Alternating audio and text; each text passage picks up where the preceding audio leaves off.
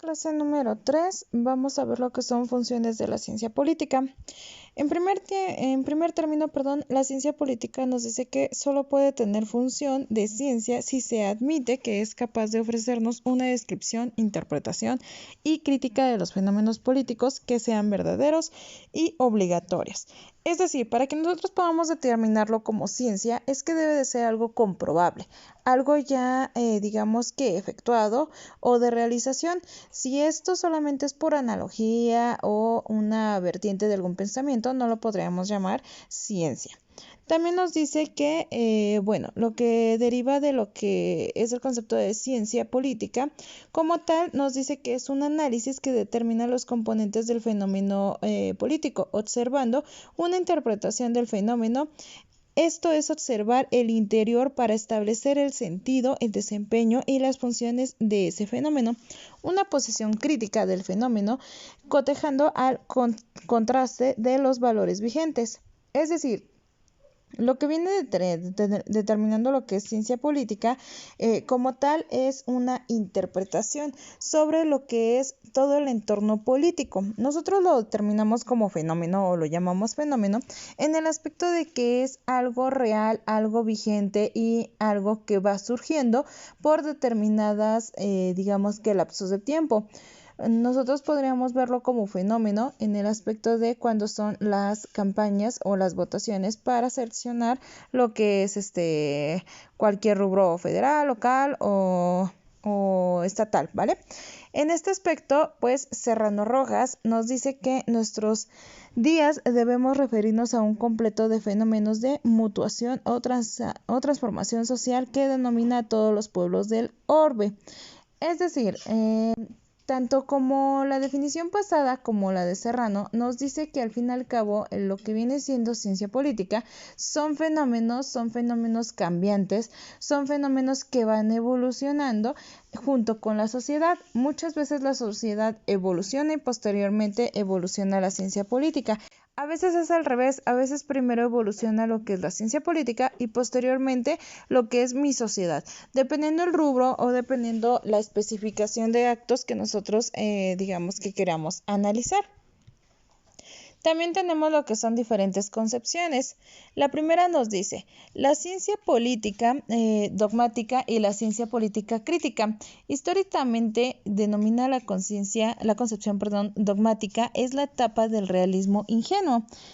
Abandonado el tiempo, esas verdades dogmáticas se discutieron y fueron desechadas al no resistir la comprobación científica. Es el realismo crítico, el pensamiento filosófico griego transformando el criterio de apreciación de los fenómenos políticos. Se buscan explicar los fenómenos reflexionando sobre ellos.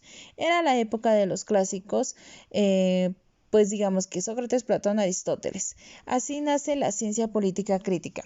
Es decir, el surgimiento de la ciencia política como tal inicia en un dogma, posteriormente es evolucionada a una crítica. Empezamos desde la vertiente en que es una necesidad el hecho o los fenómenos políticos. Posteriormente nosotros pasamos al auge en donde vamos a criticar o se critica esas disposiciones políticas porque hasta cierto punto pues no eran como tal muy... digamos que no eran muy bien recibidas en ciertos órdenes, pues en ciertos órdenes grupales, en ciertas civilizaciones, desde el aspecto en que la política siempre ha sido una evolución constante y a veces es perjudicial o bien su manejo no es acorde a cómo debería de efectuarse o siguiendo el dogma. En sí, lo que viene siendo las diferentes concepciones es en el aspecto de que, bueno, ya sabemos que surge lo que es una ciencia política, lo que son los fenómenos políticos y que al fin y al cabo estos van evolucionando de la mano que la sociedad, pero también es bien cierto que esto es una crítica a sí mismos. En lo que viene siendo el realismo crítico, aquí nos enfocamos en que básicamente el enfoque o la transformación de la política es desde siglos pasados hasta la actualidad. Todos los que vienen siendo estos clásicos, estos filósofos, argumentaban y criticaban lo que era la ciencia política desde el punto en que, bueno, anteriormente en lo que venía siendo Roma, Grecia, teníamos lo que era pues imperios, teníamos lo que eran césares, reyes como tal, y también teníamos lo que era el Senado. Entonces, al fin y al cabo, los reyes y los senados pues no siempre buscaban como que el bienestar de su población. Había como que incongruencias entre lo que era una ciencia política y lo que efectuaban estas personas, porque al fin y al cabo veían el bien común propio y no el de toda su población. Por eso surge, pues digamos que el ente en que es también una crítica. Posteriormente, pues también tenemos lo que es dogmatismo ingenuo.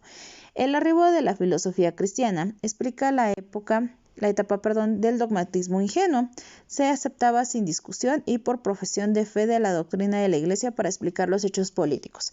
En el dogmatismo ingenuo es la época, la concepción donde como tal toda la sociedad empieza a aceptar lo que es la política y no la cuestiona. ¿Por qué? Porque al fin y al cabo es algo que daba la Iglesia. Son hechos que ya había explicado la Iglesia y en donde si la Iglesia decía rojo y aunque fuese verde, todos pensábamos que era rojo. ¿Por qué? Porque lo decía la Iglesia, porque ellos eran como que nuestro modos a seguir, era nuestra guía.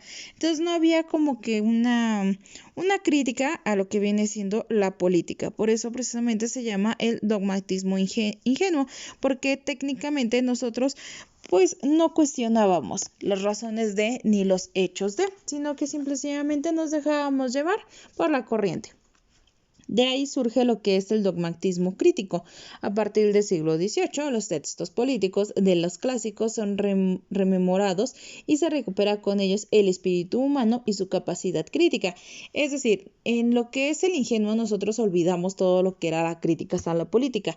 Pero ¿qué es lo que pasa? Que en dogmatismo crítico, como lo dice su nombre, nosotros empezamos a cuestionar nuevamente lo que es la política, las funciones de la política, las ejecuciones de la política, las decisiones, los hechos, los actos políticos que en ese punto eran malos o que no eran muy benéficos para la población. Entonces, nuevamente nosotros comenzamos a mostrar una crítica hacia la política, en donde decimos, ok, esto lo están haciendo mal, esto lo están haciendo bien, esto me beneficia, esto me perjudica, hay que modificar, hay que cambiar, hay que orientar.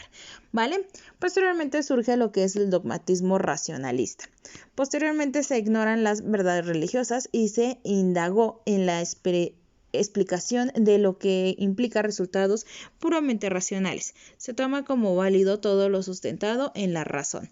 Aquí como tal, en este dogmatismo, pues no solamente empezamos o empleamos una crítica, sino aquí somos más apegados a lo realista, a lo que realmente está pasando. Ok, yo comprendo que a lo mejor la economía está baja, entonces pues también comprendo que no se realicen muchas obras, muchas mejoras para mi país, porque sé que la economía no está dando para ello y que así como pues nosotros estamos viendo la imposición de nuevos impuestos, la subida o la alza de lo que es canasta básica, pues obviamente sabemos que también involucran otros aspectos internacionales que afectan a la nación económicamente. Entonces, aquí en este dogmatismo racionalista, como su nombre lo dice, empezamos a emplear lo que es la razón, a analizar el por qué la política está actuando de esta forma. No es justificarla como tal, pero más sin embargo ya nos apegamos más al aspecto de decir, ok, comprendemos que se de esta situación, esta, el otro y aquello. Ya no tanto del aspecto crítico en que todo lo hacen mal, es que no piensan, es que deberían de hacer esto, deberían de quitar de acá, deberían de darnos de allá, etcétera, ¿vale? Aquí como tal ya nos basamos un poquito más a lo que es la razón, al pensar exactamente por qué los actos están pasando así, por qué está sucediendo esto políticamente, en qué nos afecta, en qué nos beneficia, ¿vale? Posteriormente, pues tenemos lo que es el materialismo histórico. En el aspecto del materialismo histórico, nos dice que como tal la Revolución Francesa genera desigualdades económicas que se acentuaron en el siglo XIX. La reacción contra el estado de cosas no se hicieron esperar, y surgieron nuevas posiciones e ideologías políticas. La economía empezó a jugar un papel preponderante, pues se entendía como el eje histórico fundamental de la actividad humana. Los fenómenos políticos se condicionaron a la casualidad económica. A esta situación se le conoce como autodescomposición de la ciencia política. Aquí ya empezamos a tocar lo que es la autodescomposición dentro de la política. ¿En qué aspecto?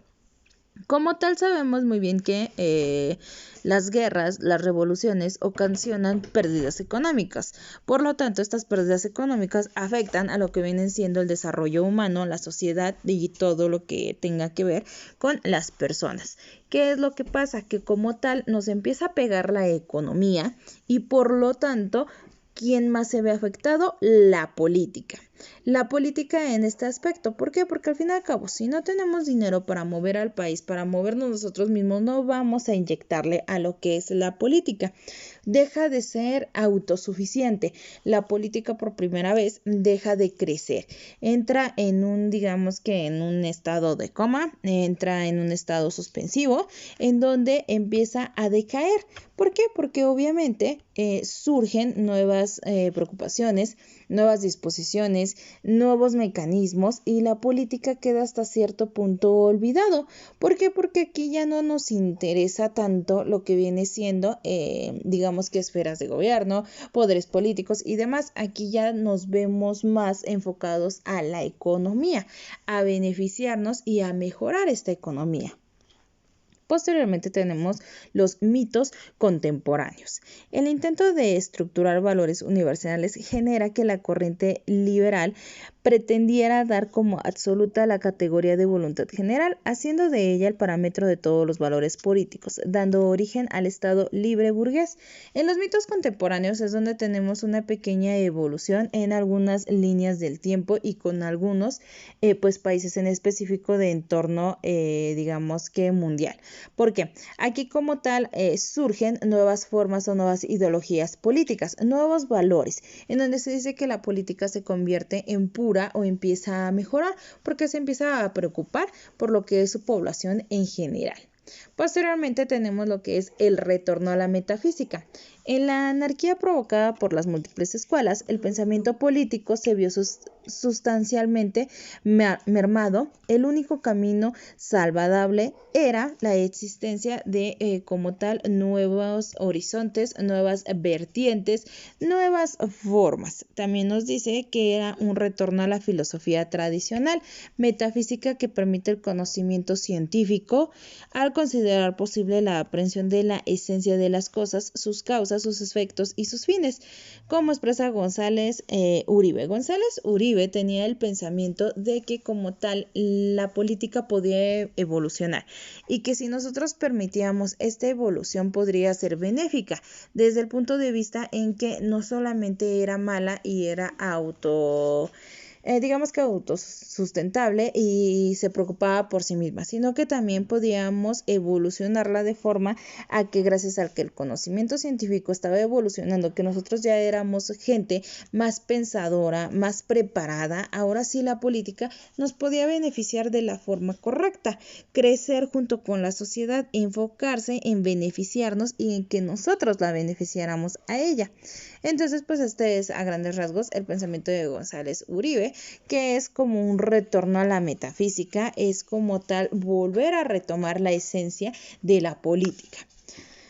Por último, tenemos lo que son los hechos políticos. El hecho político es una realidad, es algo que existe en el mundo del ser con vigencia objetiva. Los hechos políticos han existido desde la aparición del hombre sobre la tierra y seguirán mientras subsista porque se derivan de la naturaleza humana. Es político el hecho porque comprende en su base a la humanidad como tal. Antes que el Estado moderno existieron hechos sociales y políticos que nos asemejan. La polis griega y las civitas romanas y los regímenes feudales, por ejemplo, construyeron hechos políticos que explican fenómenos distintos al Estado moderno. En el Estado moderno, en cambio, permea la idea de que los grupos sociales se constituyen con el fin de lograr un bien común erigido al Estado. En estas intenciones se justifica la existencia de partidos políticos, grupos sociales, poderes constitucionales. Es decir, primero se da el surgimiento de hechos políticos. ¿Por qué? Porque esto años atrás, siglos atrás, se vinculaba con la naturaleza humana. Así como nosotros somos personas sociables, tenemos esa necesidad de convivir con alguien, de comunicarnos, de ser racionables con otras personas, es el mismo entorno que le dan a los hechos políticos. ¿Por qué? Porque nos dice que la política nace junto con nosotros. Donde exista un hombre, hay política. ¿Por qué? Porque al fin y al cabo va a surgir un líder. Vamos a querer controlar ciertas formas, vamos a querer ser partícipes de y dar soberanía y autoridad a alguien para que haga lo mejor para nosotros, para la comunidad. Entonces, esta vertiente del hecho político surge desde hace años, porque así se manejaba esta idea de que la política era como tal un mal necesario, un mal que va acompañado a la humanidad. Así como existe humanidad, así debe de existir política. Ya aquí no nos metemos tanto al rubro de si es una política buena o una política mala, sino que simple y sencillamente la política es lo primero que surge gracias al hombre. Pero ¿qué es lo que pasa? Que ya cuando nosotros nos acercamos a lo que es lo moderno, a estos siglos, hay nuevamente una evolución dentro de la política en donde se invierten los papeles, en donde se dice que, bueno, primero están los grupos sociales y que los grupos sociales quieren lograr un bien común, quieren tener buenas relaciones, quieren justificar como tal la razón de existir de los hechos políticos. Precisamente aquí tenemos, digamos que dos contrapartes. Una vienen siendo hechos sociales y otra vienen siendo hechos políticos. Nosotros vamos a comprender como hechos políticos aquello que surge por inherencia de lo que es la sociedad. Es una necesidad. Si nosotros existimos, existe el hecho político. ¿Qué es lo que pasa en hechos sociables? Que los hechos sociables nos dice que son los primeros que surgen, es la viceversa. Es decir, los hechos sociables surgen gracias a la necesidad de que alguien tenga que crear grupos, tenga que crear poder, tenga que otorgar este poder. Entonces nos dice que nosotros somos grupos sociables, hechos sociables, que como tal nosotros damos origen a lo que es el hecho político. Primero debe de considerarse o debe de existir un hecho sociable para que dé origen a un hecho político.